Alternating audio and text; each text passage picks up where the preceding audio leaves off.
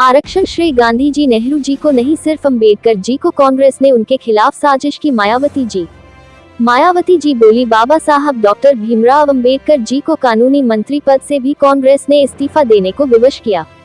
कल बीएसपी की press conference के बाद कांग्रेस पार्टी के राष्ट्रीय अध्यक्ष के दे बयान की जानकारी मिली, जिससे एसटी के समक्ष कांग्रेस पार्टी के बयान में बाबा साहेब डॉ भीमराव अंबेडकर को नहीं बल्कि पंडित नेहरू व गांधी जी को आरक्षण का श्रेय दिया गया है, जिसमें रत्ती भर भी सच्चाई नहीं। उन्होंने बसपा सुप्रीमो ने कहा है कि जबकि वास्तव में आरक्षण का पूरा श्रेय बाबा साहेब डॉक्टर भीमराव अंबेडकर को ही जाता है, जिनको किस तरह से कांग्रेस के लोगों ने संविधान सभा में जाने से रोकने का षड्यंत्र रचा तथा उनको चुनाव में भी हराने का काम किया, कानून मंत्री पद से भी इस्तीफा देने को विवश किया।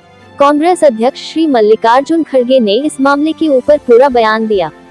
SC/ST आरक्षण, जिसमें उन्होंने गांधी जी नेहरू जी का भी जिक्र किया। उन्होंने कहा कि गांधी और नेहरू के योगदान से ही नौकरियों और शिक्षा में आरक्षण को मान्यता दी गई। अब इसी को लेकर बसपा सुप्रीमो ने कांग्रेस को घेरा है।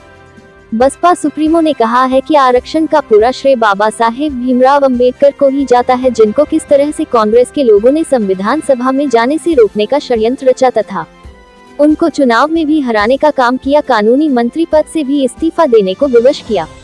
बसपा सुप्रीमो सुश्री बहन मायावती जी ने एक के बाद लगातार 4 ट्वीट किए। ट्वीट करते हुए लिखा है कि कल बीएसपी की प्रेस कॉन्फ्रेंस के बाद कांग्रेस पार्टी के राष्ट्रीय अध्यक्ष के दे बयान की जानकारी मिली, जिससे ST के समक्ष कांग्रेस पार्टी के बयान में बाबा साहेब डॉ भीमराव अंबेडकर को नहीं बल्कि पंडित नेहरू व गांधी जी को आरक्षण का श्रेय दिया गया है, जिसमें रत्ती भर भी सच्चाई नहीं।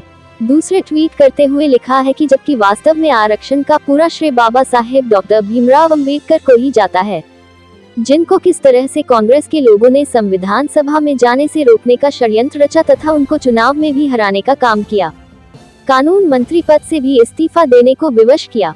तीसरे ट्वीट करते हुए लिखा है कि कांग्रेस के राष्ट्रीय अध्यक्ष ने ये कहा कि देश में SC व ST वर्गों के उपवर्गीकरण के संबंध में पार्टी के स्टैंड का खुलासा करने के पहले इनकी पार्टी NGOs व वकीलों आदि से विचार विमर्श करेगी, जिससे स्पष्ट है कि कांग्रेस उपवर्गीकरण सब क्लासिफिकेशन के पक्ष में है।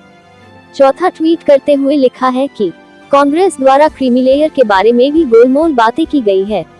कांग्रेस के 99 सांसद होने के बाद भी 17 साल होने तक संसद में सुप्रीम कोर्ट के निर्णय को निष्प्रभावी बनाने के लिए कोई भी आवाज नहीं उठाई गई, जबकि इस पार्टी ने संविधान व आरक्षण को बचाने के नाम पर ये सीटें जीती हैं।